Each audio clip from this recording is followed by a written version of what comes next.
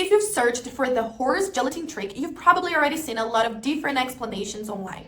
But there's a reason this particular name keeps getting so much attention among men. Hey everyone, I recently started seeing horse gelatin mentioned in different videos and online discussions. And naturally, I wanted to know what people were actually referring to.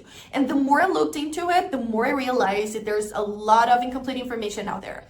When you first hear the name horse gelatin trick, it definitely sounds unusual. And that's probably part of the reason so many people stop and pay attention to it. But what I found interesting is that there's actually a much bigger explanation behind this trend than what you normally see in short videos. A lot of posts mention horse gelatin, give you a tiny piece of information and then leave you trying to figure out the rest on your own, And when it comes to men's wellness, I don't think guessing based on random clips online is the best approach. That's why I kept looking into it until I found more complete presentation about the idea. It goes into the story behind the horse gelatin trick, why men have been searching for it, and what the complete approach is actually about. And no, I'm not going to try to recreate the whole thing here because there's quite a bit of context that would be missing.